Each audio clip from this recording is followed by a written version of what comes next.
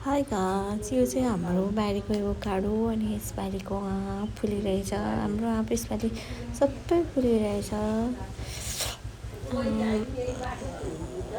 कस्तो राम्रो है, मलाई पनि कति धेरै मन परेको है एभोकाडो आँप। यो आफ्नै बारीको फुल्न थालेको छ। हेर्नु सँगसँगै हाम्रोमा कागज धेरै फुलिरहेको छ आज हाम्रो बारीमा। एभोकाडो आँपदेखि लिएर सबै थोक भइरहेछ। अनि त्यही सँगसँगै हाम्रो घरमा सुपारी पनि रोपिरहेछौँ। हल्का थोरै सुपारी छ। अनि त्यसपछि रुद्रको बढ्दै हो त्यस्तै त्यस्तै। अनि कागजीहरू पनि लगाइरहेछौँ। सिँचाइको मात्रामा पनि धेरै सुविधा पनि छ। त्यस्तै त्यस्तै हाम्रो आज म तपाईँलाई आफ्नै करिसाबारीहरू आफ्नै बारी घर वरिपरिको कुराहरू देखाउन गइरहेको छु। त्यस्तै त्यस्तै देखाएको छु। अब यस्तै यस्तै यस्तै हो है। हजुरहरूलाई कस्तो लाग्छ हाम्रो एभोकाडो?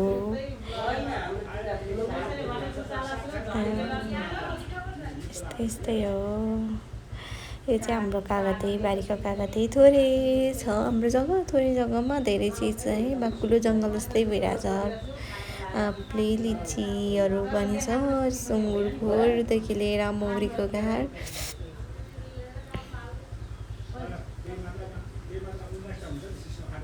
त्यस्तै त्यस्तै यो सुपारीको बोट यो हाम्रो लिची पनि छ। लिची सानो बोट छ। लिची चाहिँ जस्ट हाम्रो लिची चाहिँ माथि चाहिँ धेरै ठुलो छ। यहाँ चाहिँ खासै ठुलो छैन, सानो सानो धेरै। अब 2-3 वर्ष मात्रै पुग्यो रोपेको। सुपारीको बोट यस्तै यस्तै छ। मैले रोपेको फुल हो कस्तो राम्रो फुलिरहेछ। उता चाहिँ मेरो पसल घर सबै मान्छेहरू आएर बसिरहनुहुन्छ, खाइराख्नु भएको छ। बस्ने ठाउँ यता चाहिँ घर बन्दै गरेको, मेरो नयाँ घर बन्दै गरेको। यो चाहिँ मेरो मामाको अटो हो। उहाँ चाहिँ बिहान बिहान जहिले जानुहुन्छ रात। उहाँले सामान मान्छे प्यासेन्जर सबै गर्नुहुन्छ। यो आफ्नै बारीको आँप हो।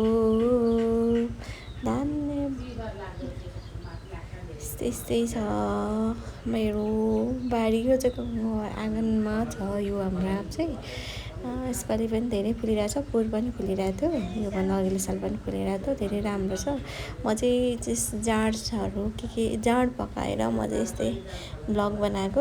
तपाईँहरूलाई कस्तो लाग्छ मेरो भ्लग? धन्यवाद तपाईँहरूलाई।